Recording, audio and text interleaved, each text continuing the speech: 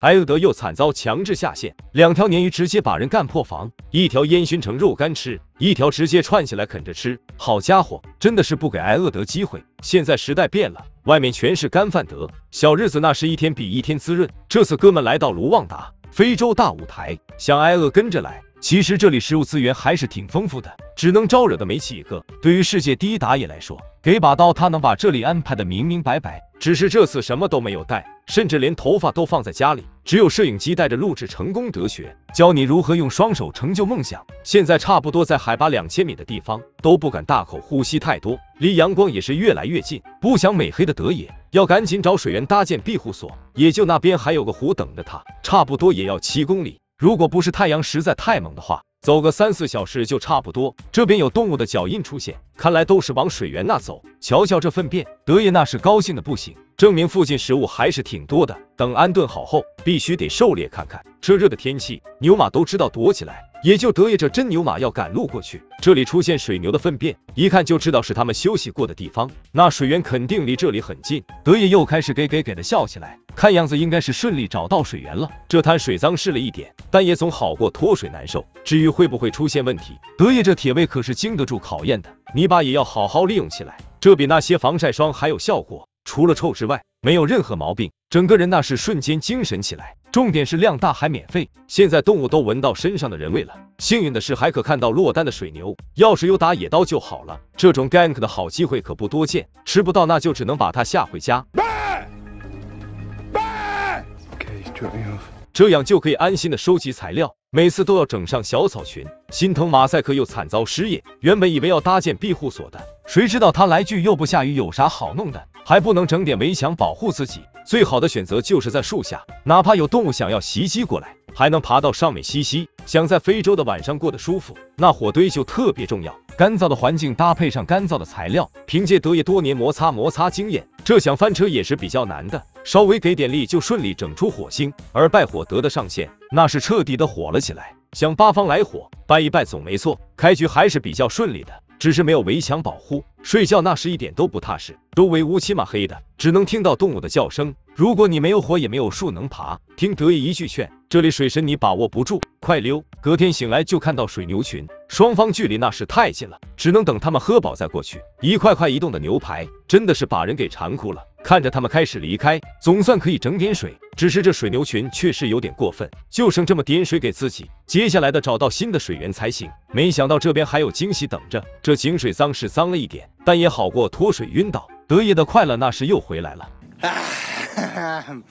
Morning brew。暂时不用担心水源的问题，想要晚上睡得好，每天都要收集不少柴火维持住，身体的消耗那是相当大。想要整到食物的话，最好就是弄个陷阱出来，捡了块骨头当挖掘工具使用。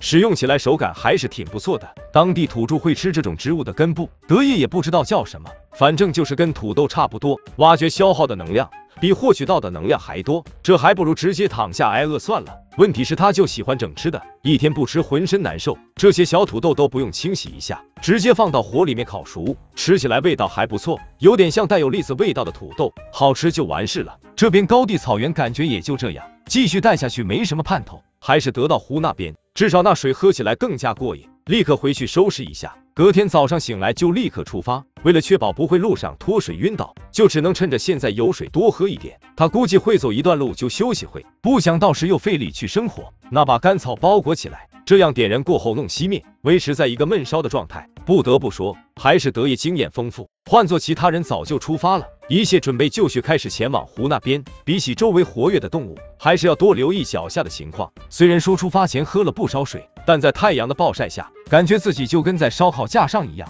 身上的水分不断蒸发出来。为了更快去到目的，德爷只能选择绕到山路那边过去，宁愿多耗费点力气，也不想多走点路。不知道在这里走了多久，总算是看到那湖水了，脸都能感受到有点湿润，食物资源还比山上好很多，有信心能给自己整上烤肉自由。说着说着嘴角都要出水了。当然现在最重要的就是喝水，把火点燃起来，确保夜间安全。这边河马活动的痕迹很明显，在这里喝水的特别小心，要是没留意被盯上的话，就不是屁股被拱那么简单了。不过能喝到水，一切都是值得的。附近的浆果有很多，酸酸甜甜的，特别惹人喜欢。只是吃多了对肠胃不好，还是想整点肉吃吃。鉴于周围食材过于活跃，只能弄些灌木丛来防备，最好是带刺的那种。肯定有人会问，要是跳进来呢？如果真的有，那就恭喜这幸运儿，奖励跟德爷一起贴。该不会有人觉得能单挑赢德爷吧？周围最大的危险就是河马，只要不招惹到就行。入夜后，德爷刚想躺着休息，河马就说上来吃草，声音那是越来越近，该不会是过来吃肉了吧？德爷也没什么能做的，就这样静静看着外面，有惊无险，顺利看到太阳。人没事就是有点困，德爷一笑，周围食材要注意了，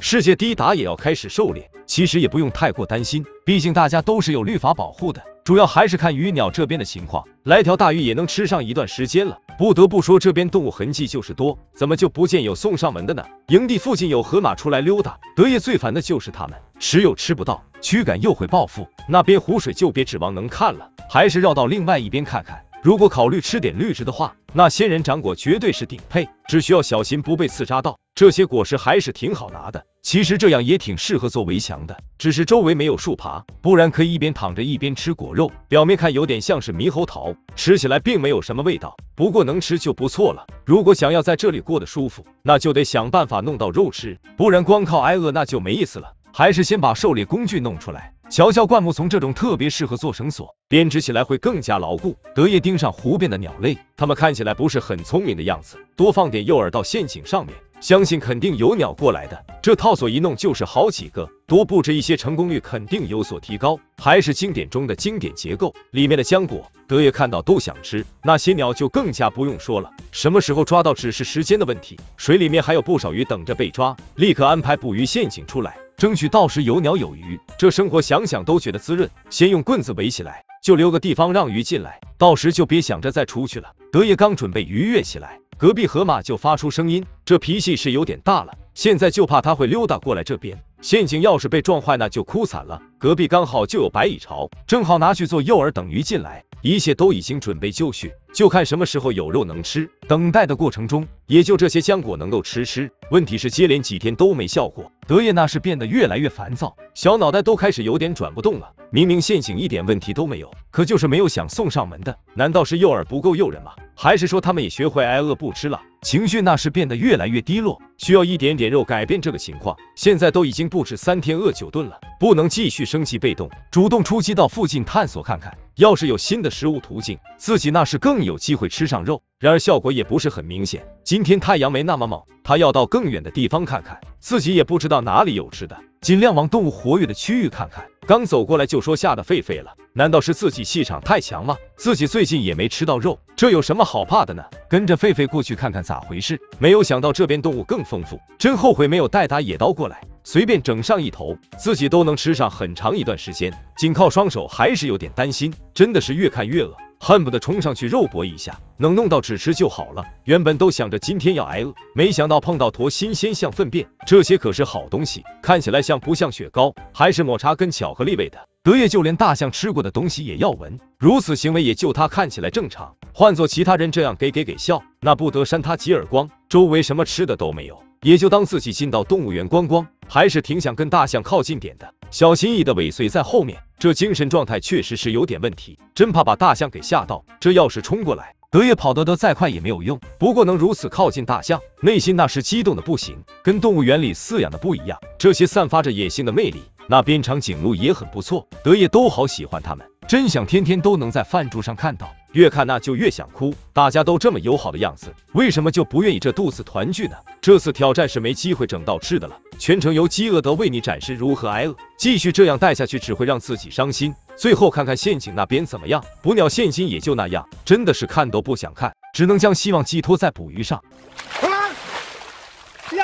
谁能想到，原本都以为要挑战失败了，这边有鲶鱼送上门，块头那是比想象中还要大，你以为这就完事了吗？里面还有一条等着德爷，好家伙，最后挨饿还是要下线。事实证明，捕鱼陷阱是有用的，一次就说抓到2条鲶鱼，要是这样的快乐能早点来就好了。不过现在也不差，立刻带回去处理干净烹饪，一次吃2条太过奢侈，可以整个架子进行烟熏。小日子总算是好起来了，证明自己也是能在这生活的。肉实在太多了，这要是来杯快乐水喝，我都不知道这能有多快乐。画风突然变成这样，还有点不适应，感觉还是继续挨饿吧。看着德爷吃得如此香，手里的猪脚那是香不起来了。不管怎么说，德爷在非洲的好日子到头了，因为他要回家过上更好的日子，真舍不得他回去享受。喜欢看野外求生的小伙伴们，这不点个关注支持下吗？敢带臭字的食物肯定不简单，就像手里这只臭鼬，没处理前闻着是臭的，处理过后双手都会腌入味。要是到这步都没放弃，就可以放到火上烤熟，臭味跟肉香混合在一起，味道已经不知道怎么形容，也就德爷敢临阵起嘴，好不好吃，一切尽在不言中。这次哥们来到索诺兰沙漠，还没开始出发就流了不少汗，该不会还没开始就说要脱水了吧？德爷已经想好如何享受生活，在上面时一直观察哪里有水源，附近就不像有人溜达的样子，离着最近的城镇估计得有上百公里，应该是自己来过最干燥炎热的地方，感觉来个鸡蛋都能煎熟了。这边是跟墨西哥的交界线，时不时就会人非法跨境，所以说在这里度假不仅要提防动物，还得小心全副武装的人。德爷对此也是有所准备的，找了当地老法师整了护身法器，这边的人看到都会给点面子，人身安全是肯定有保障的，就是价格稍微贵了点，担心也没什么用，就当做是破财挡灾吧，回去还能当个纪念品用。希望这摄影机拍下的是精彩回放，而不是自己的死亡回放。不过有一说一，现在身上什么东西都没有，陌生人看到估计会更害怕，还是先去找到水源补充一下。现在哪怕尿急也要憋住，不能浪费身体里面任何水分。周围的河床已经非常干涸，只能往山腰那边看看，尽量往阴凉的地方行走，可不能把自己整脱水了。有一说一，有遮挡物也不管用，现在就跟烤箱一样，脚放那不动估计都要烤箱了。尽管已经如此难受了，德爷还是不忘整点零食吃，好吃是好吃，只是变得更口渴了。不过有食物能吃的话，水源应该就在附近不远才对。强如德爷都没法忍受炎热，只能停下来等太阳削弱，身体消耗的能量可想而知。如果这几个小时没有找到水源，虽然说德爷不会立刻脱水，但可能得考虑其他液体补充水分。没有错，就是你们想的那小麦饮料。如果真走到那一步，问题那就大了。不知道是不是出现了错觉，感觉德爷那时又变黑了，身体流出的汗越来越少，已经在脱水的边缘疯狂试探。继续这样赶溜下去人肯定不行，真的需要点时间让身体缓缓。这都还没有开始挨饿，身体就已经累成这样，反正我肯定是不愿去的，哪有吹着空调盖棉被舒服。天气预报说过几天会下雨，反正自己是看不出来，太阳如此猛烈，只能等天黑再出发，趁着这段时间给自己整条裙子。好家伙，马赛克又要送去小黑屋，真的是一次挑战换条裙子，不愧是引领野外求生时尚的男人，该凉快的地方凉快，一看就知道是会过日子的。太阳这边已经进入弱势版本，德爷总算能发出给的笑声，实在是太不容易了。大概还有3小时彻底天黑，水源问题那是重中之重，然而又被周围的植物迷住，这可是野外生活成功的宝贝，直接弄下来掰成几节，通过两者不断进行摩擦。这么干燥的环境，加上火辣辣的自己，这火星那不是说来就来吗？放到火绒里面拜一拜，生活那不就是有手就行的事吗？火那是越吹越大，德爷觉得自己有型了，实在口渴的不行时，可以看看周围有没有仙人掌，上面的果实里面含有不少水分，这些正好能缓解下。不知道这些拿去榨汁做奶茶会怎么样，感觉好像也挺好喝的样子。这跟黄瓜差不多，怎么吃都不会腻。晚上弄了点干草当床垫，第一天算是撑过去了。明天醒来又是要找水又考虑食物问题，想要在沙漠里过得舒服，哪怕是德爷也感觉压力有点大。隔天醒来精神还行，就是口渴的有点难受，能在这样的环境下睡着，只能说德爷是真的厉害。现在被周围山脉包裹住，在太阳露头之前，尽量在周围探索的多一点，主要还是要找到水源。这边的岩石洞可不是自然形成，是以前的人故意砸出来，可以把种子放里面加工成面粉，周围还有很多这样的痕迹，证明曾经有很多人居住过。附近那包有水源的，那边植物明显药绿很多，先过去那边看看怎么样。这样炎热的环境下，对水的需求那肯定是越多越好。进入到新的区域，明显感觉要凉快很多，就是穿越时会挂到肉，周围看起来也不像有水的样子。这边水沟就更加不用说了，比自己那脸还要干涸，难怪以前的人迁移离开了。这样的环境真不是人该待的，水源还是要找的，希望下一个水沟能对自己好点，也不知道是不是祈祷有作用。德爷听到不一样的声音，那边蜜蜂这么活跃，或许有机会能够得到水源。凑近一看，果然是非常不一样，上面那绿藻比我帽子还绿，不要看表面脏的不行，如果将这里清理掉的话，你就会发现里面更脏。德爷不带一丝犹豫，直接就是临阵起手喝水，肠胃受不受得了不知道，但是再不喝水，膀胱肯定不行。德爷得到水源的滋润过后，现在那是又快乐起来，不过没有净化直接喝，多少还是有点担心会出问题。或许得弄个容器将水煮沸。德爷那是一点都不担心食物问题，现在更重要的是防晒。注意看着，这可是德爷特制的面霜，成分非常简单，只有唾液和石头，直接涂抹到脸上还挺凉快的。容易晒伤的地方涂抹上，短时间内都不用担心出现问题，甚至还可以挑选喜欢的颜色抛光。如果不是唾液要节省点，他都想全身都涂抹上。沙漠里面最常见的就是仙人掌，大部分都是能吃的，像这种跟棵树一样高大，上面那果实特别甜。德爷在皮糙肉厚也不能爬上去，只能借助工具将果实弄下来。幸好周围材料都比较容易获取，简单组合下就能使用。稍微有点沉，但并不影响弄下来。没想到果实里面长这样子，放到嘴里仔细品尝，这比那果酱还要美味。附近仙人掌还有很多，德爷拿着工具，那是一个个挑下来，光吃这些都已经能完成挑战了。他并不满足于此，将这些全部收集起来晒成干。男人的快乐就是这么简单。也不知道天气预报准不准，确实是要整个庇护所遮挡下，到时可以休息的稍微舒服点。隔天醒来感觉还行，虽然云朵能够遮挡住阳光，但看形状是想要下雨了。这庇护所还是挺有必要的。附近的材料刚好合适，柔韧性特别好，还结实耐操。庇护所框架就该选用它们，然后用绿植铺到上面当屋顶。听着好像挺简单的样子，但是也花了一天的时间去搭建，成品看起来确实不错。虽然说这边能吃的植物很多，但还是想弄点肉吃，估计还是想用陷阱去抓。不知道这边的动物给不给德爷面子了，毕竟是要上桌表演的。只是夜间突然下起雨，比想象中还要猛烈的样子，可惜没有容器装雨水，不然又可以畅饮一杯。